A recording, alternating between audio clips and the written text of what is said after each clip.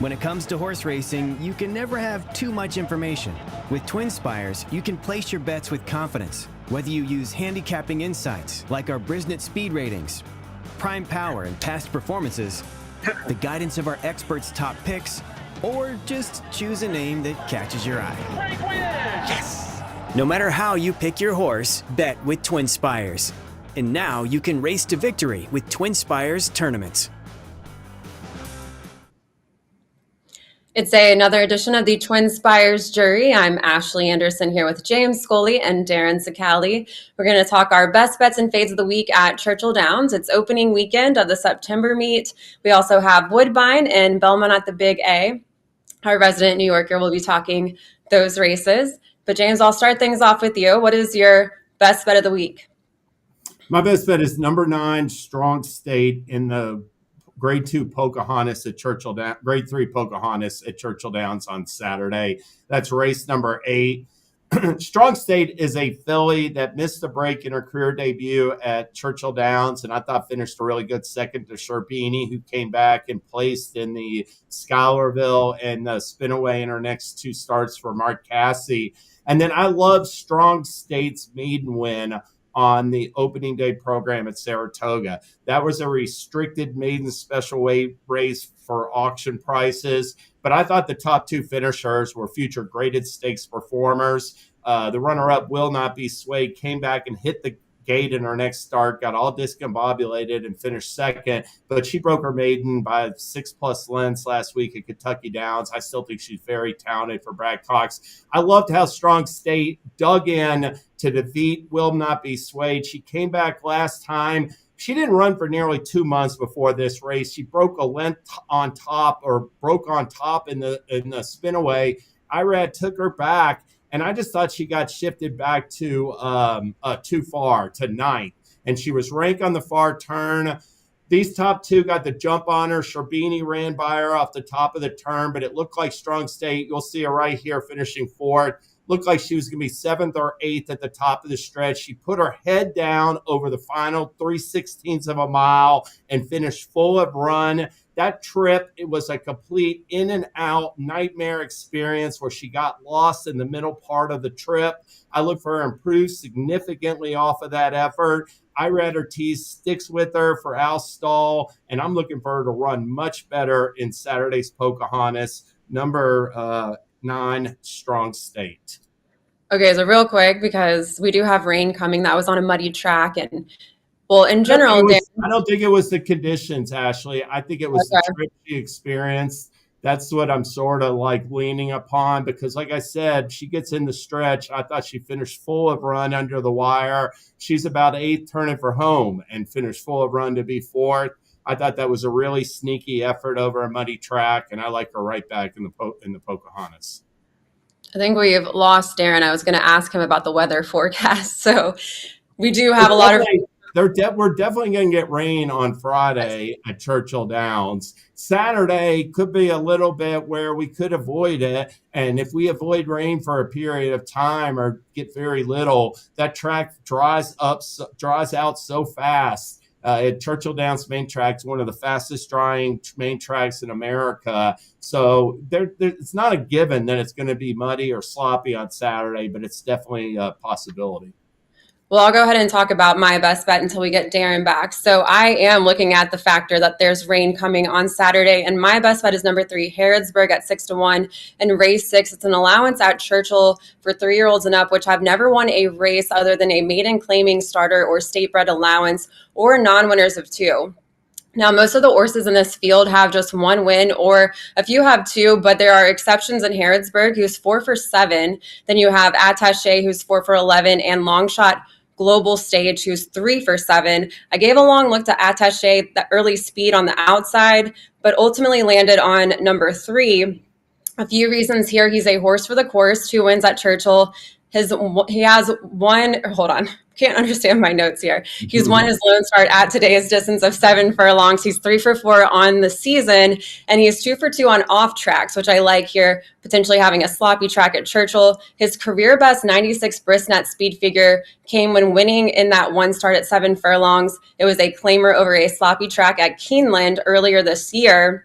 He's now making his 3rd start since transferring to Michael Tomlinson's barn, and Jose Ortiz is picking up the mount. Also has a bullet 5 furlong workout on September 7th at Churchill. So looking at all those angles, I like the price at 6-1. Hopefully we'll get that around post time. It's a Brad Cox runner. The 10 is the morning line favorite. Broke his maiden on debut, but going up against way more experienced horses here. So I'm backing the 3 here and looking at the weather factor. Yeah, and Harrisburg is going to show high speed. He did not get the right trip last time, Ashley. You talked about it.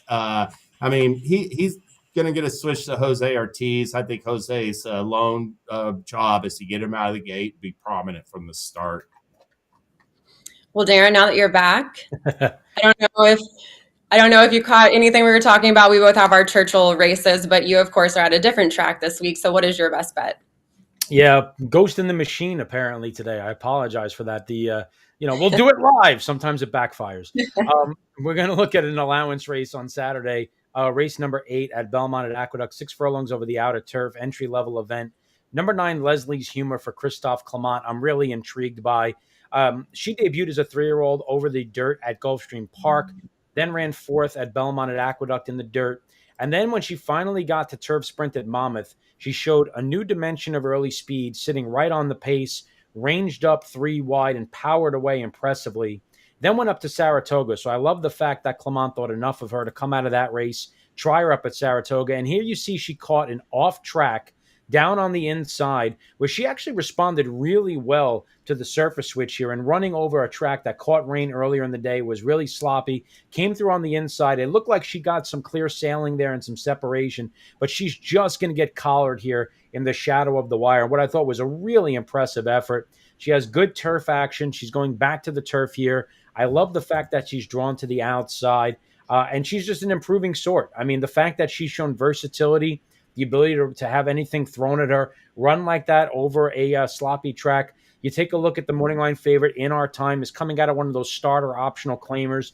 I know it's an impressive victory, but I think that the 9 Leslie's Humor has been running against better in the last couple of starts, and I'm going to look for her to take another step forward, as she's a developing sort for Christophe Clement, and we know that Clement tends to get these fillies better with age. So Leslie's Humor at 5-1 will be our best bet, guys.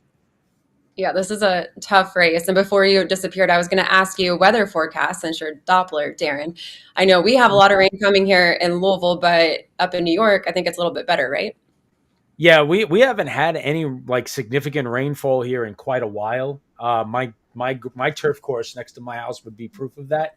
But we don't have any rain scheduled over the weekend. It's going to be pretty warm as well in the 80s. So I would expect the turf to be extremely firm, even with the return to races. The good news is they haven't run over this turf course in quite a while, so it'll be real fresh. We'll have to see where they put the rails out. There are some European runners, and we'll talk about one of them being my fade, and the fact how the surface and the state of the turf course is going to be a part of that conversation. But fast and firm, very firm at Aqueduct this weekend. Well, let's just stick with you, Darin, for the fade, and stick with Belmont at the Big A before we switch back over to Churchill. So talk about your fade. Good idea, because we never know when my computer is just going to go wild again. Race number 10 on this card is the Jockey Club Oaks Invitational, Grade 3, going a mile and 3/8. Lady Mary's going to get bet here. And normally you hear me pound the drum that when European runners show up in spots like this, they dominate. This is a little bit different, though, because this is not a English filly coming over. It's not an Irish filly coming over. It's a German filly coming over. That's 1-for-8 lifetime and was really struggling to, do well. New York City im tollen Zweikampf, weit dahinter kommt da Nation außen I heard New York voll. City. Vorne aber ist es Erle und außen New York City. Dahinter Lady Mary, Nation und Spanish Eyes an den Rail. Erle aber legt zu. Erle von New York City. Erle führt deutlich mit 2-3 Längen. Erle für das Gestüt Röntgen. Spanish Eyes fliegt noch heran, aber Erle für Röntgen. Erle gewinnt die Diana. Spanish Eyes auf Platz 2, dann Lady Mary. Dahinter throughout the race there. And that race was run over a bog. And she typically does some of her best running over soft or heavy racetracks.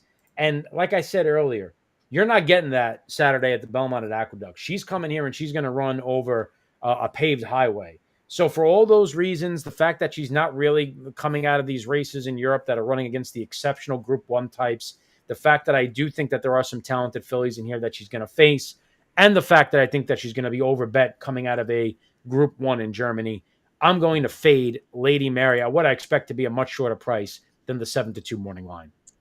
I think we missed a little analysis because of how loud that a track announcer was. But I'm with you there. Yes, certainly does better on softer turf, and 1-for-8 lifetime on turf actually too. So good fade there. James, who is your fade? My fade is going to be number 5, Owen Almighty in the Iroquois Stakes. He's a 5-2 morning line favorite. He did not run in Germany last time, so we won't have to worry about me yelling over a race call for him. But this Owen Almighty is 2-for-2 in his career for Brian Lynch. Broke his maiden first time out at Churchill Downs. The runner-up and third-place finisher haven't come back and raced again, but the other ones in that field that have run, none of them have won yet. So a little bit of a suspect maiden field, I thought. And then in the juvenile stakes last time at Ellis Park, Owen Almighty was bracing for a challenge from Political Correct, I thought, in this stretch run. And when that rival sort of gave way here, we'll see a little bit of this stretch run.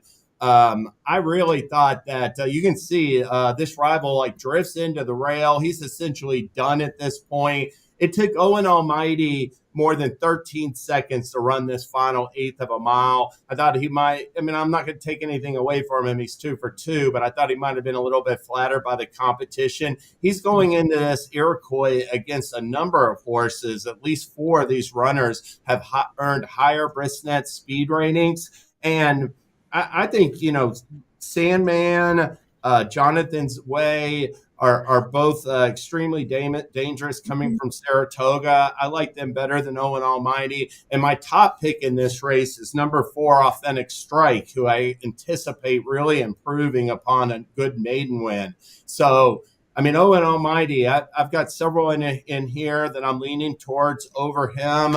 I'm a little bit suspect of the quality of competition and how fast he's run so far, and I'm willing to take him on at a short price in Saturday's Iroquois. Yeah, Jonathan's Way, I'll just briefly mention. I was curious to see where he was going to show up because his debut up at Saratoga was certainly something that you would say passed the eye test, where he got off to a tough start, kind of got squeezed back at the break, circled the field, and just exploded through the stretch and powered away really, really impressively. One of those races where you say, okay, well, there's something there, and I'm excited to see how he runs back because, those after those first starts could be any kind. And he was popular at the windows, too. They bet him down to 2-1 for Phil Bauer. So the secret was out on him. We'll see if he could deliver again. Yeah, and your top pick in that race, James, had a 7 furlong, just came out of a 7 furlong race and finished about a second faster than Owen Almighty as well. So, yeah, there's a couple in the field that I really like that effort from Authentic Strike. He took He took a heavy pressure early on, shrugged off those challengers, faced another rival in the stretch who I thought ran a good second, and basically had the upper hand, I felt like, late, even though the margin is narrow. I thought he had essentially repelled that challenger, and that's a good race to build upon. A really exciting, both races, the Iroquois and the Pocahontas I mentioned earlier, kick off the 2025 Road to the Kentucky Derby and Road to the Kentucky Oaks Series this weekend at Churchill Downs. And I'll take it back over to that Oaks prep. You already gave out your pick in that race. And I'll talk about the lukewarm morning line favorite, number 12 Stilettos at 4-1. An upstart filly who absolutely dominated on debut, winning by 16 lengths in a 5-furlong sprint at Lone Star against 7 rivals. Then moved up in class, won a 7-furlong in the Debutante Stakes and won by 1.5 lengths, beating a next out winner at Ellis on August 11th, but her speed figures are lighter than some of her rivals. She earned an 89 on debut and then just an 82 last out. She's an early pace setter for Brett Calhoun, and she's wired the field in both of her starts, but I'm looking at some of the speeds signed on, some of them have faster fractions in their recent starts, and I just think she's going to have trouble getting that early lead here. Looking at her mud pedigree, too, if we have a sloppy track, I don't know if this horse is going to be built for the mud. I actually prefer number 13, Kimchi Cat, at 9-2 to her outside. Just won a 5.5 furlong stakes by 3.5 lengths over a track labeled good at Saratoga, earned a 90 Bristnet speed figure. And I thought number 3, Lacara, at 5-1, coming off an 8-length win at 7 furlongs and finished almost 2 full seconds faster than Stilettos at the same distance. So a few that I can see that can beat this horse, including your horse as well that you mentioned in your best bet section. Yeah, I think we're both on the same page. We're taking on the favorites in the big 2-year-old stakes. Have you looked at the prep races at all, Darin, or focused on Belmont at the Big A? No, I've looked at them. I had a feeling that you guys were going to focus a lot on the Churchill card, so I wanted to kind of zig when you guys zagged a little bit. But yeah, I thought they were very competitive races. Stilettos is a horse that, with the outside draw for Brett Calhoun, she obviously exploded with that 16th late victory. Couldn't have been more impressive. I do respect the way that she kind of battled in her second start. But, 13 horses, a lot of speed, inside, outside. She's probably going to be in a position down the backstretch where she's either going to have to go wide chasing the speed or she's going to have to settle in behind and do something maybe she hasn't done before. So with a field like this where any of these fillies could jump up at any point with a big effort, I don't blame you at all for fading her here. Well, let's move on to our promos and tournaments that we have going on this weekend. So, Darin, tell us about that. Yeah, TwinSpires tournaments. We've got feeders we started this week. And what are they feeding into? Well, right now they're feeding into the NHC and the BCBC qualifiers. And this particular week, we have an NHC feeder qualifier contest, on September the 14th at Churchill Downs. And we have feeders going into it. And one of them's coming up in about an hour and a half at Churchill Downs tonight. $100. $50 to your bankroll, $50 to the prize pool, and you could take part in this. And depending on the number of entries in the tournament, we will award a certain number of feeder seats into the qualifier on Saturday. So if you could advance through this, you get an automatic spot in that qualifier where you would have to pay $750 to buy into that contest normally. So it would give you a big leg up. It would save you about $650. And that contest, we're going to guarantee 2 NH seats. So this contest on Saturday is also eligible for NHC Tour points, as well as giving away 2 guaranteed seats to the NHC as well. We got more feeders. We got cash tournaments coming back again next week, so a lot to look forward to there. With the Churchill Downs meet starting, of course, we're going to give our players something else to do. $10 money back on selected races throughout the meet. That's going to take place Thursday, Friday, Saturday, Sunday throughout the Churchill Downs meet, so be sure to be opted in. See which races we pick out for each day. If you run second or third, you get your money back. Breeders' Cup Challenge Profit Boost rolls on. It rolls north of the border. Woodbine this week. Obviously a sensational card. I know you're going to touch on this, James, but with the E.P. Taylor, the Woodbine Mile, a lot to talk about there. A lot of great racing. 15% boost on your profit up there to this particular week as part of that Breeders' Cup Challenge Profit Boost. And we even have a $10 money back at Woodbine as well. Second and third up there for their big day of racing also. So much to look forward to this weekend. Churchill, Woodbine, promos, tournaments, a little bit of everything as we sweep into the Breeders' Cup part of the season, guys. And James and I will be on site Saturday at Churchill Downs for those prep races to cover those. And for our what else, though, we're both going to talk some Woodbine. I'll let you start, James. I'll kind of piggyback off you. And then, Darin, I'll let you close out with your what else. So, James, tell us about Woodbine. Well, real quick, I do want to mention we did bring up Churchill Downs before we move on to another topic. They do have one race, the Louisville Thoroughbred Society. I encourage everybody to watch. Close the Game Sugar is a Breeders' Cup Sprint contender off his runner-up effort in the Bing Crosby. So exciting to see a horse like that in on Saturday under the TwinSpires. But for my what else, I'm going to talk about Saturday's program at Woodbine.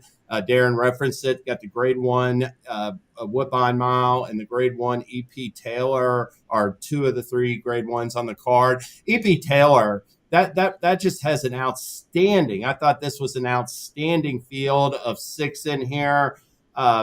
We have number 2 Moira is the 7-5 morning line favorite off of her victory in the grade 2 Beverly D at Colonial Downs. I've got her rated as the top North American based contender for this year's Breeders' Cup Filly Mare Turf at Del Mar. She ran 3rd last year at Santa Anita in the Filly Mare Turf. I think she's better this year at age 5, and I look for her to turn in a huge effort. Now, Fev Rover, who just ran 2nd in the Beverly D by head, she's 5 for 5 over Woodbine's turf. She's a horse for the course. She loves the course too. I am more than willing to take on Cinderella's Dream and everybody else in this field. I got it 2-3, and I'm going to be betting that straight exacta in AP Taylor. Looking at the Woodbine Mile, this is a race where Godolphin is looking to win this race for the 3rd consecutive year with a different horse following the success of Modern Games and Master of the Seas the last 2 years.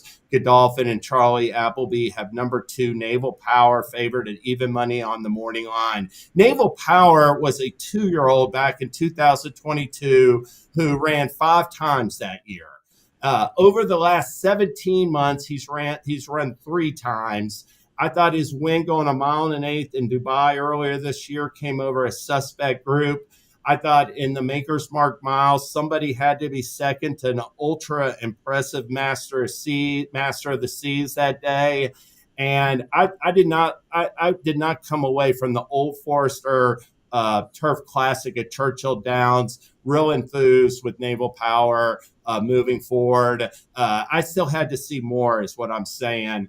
Program Trading didn't come back and run well off of that race. None of those Turf Classic horses have really gone on this year, and Naval Power had the lead in mid-stretch, and he coughed it up. So off of back-to-back seconds, I think he's a little dressed up in this spot. He's going to be odds on for the mighty Godolphin Appleby team, and I am taking him on. He's not going to be on any of my tickets. I like number 5, Philo de Ariana. This is an 8-year-old gelding, never been better for Mark Casse, but I'm also going to use this number 1, Play Me a Tune. I think this slightly raised horse moving to turf for the first time, it could be a supreme talent.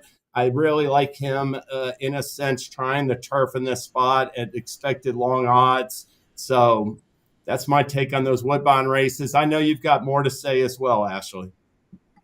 Yeah, I kind of wanted to focus on the juvenile races. So we have the Summer Stakes with a bid to the Breeders' Cup Juvenile Turf on the line. Plus we have the Natalma Breeders' Cup Juvenile Fillies Turf bid on the line as well. And what's interesting with this Summer Stakes field, we have actually half of the main field are Mark Casse runners. He also has 2 also eligibles and 7 fillies total entered in that race, but they're cross-entered in the Natalma. His best chances on the morning line actually are both 10-1, number 3 Vixen, and then we have number 4 Winterberry, who probably will show up in the Natalma instead. But the morning line favorite in the summer is number 9 Al Qudra, a no name ever colt, coming off a 2 1/4 length win in the 7 furlong Pat Ettery Stakes at Ascot.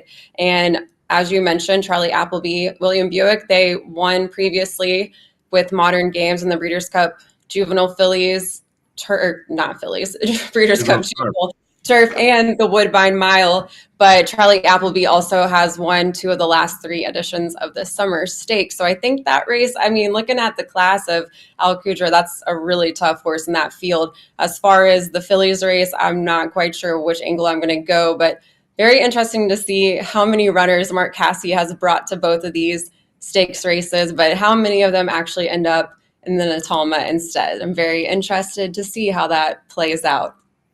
And we saw Mark Casse win maiden races at Churchill during the May, June, the spring meet. He won like at least 4 or 5 baby maiden races at Saratoga. He is absolutely loaded with the 2-year-olds.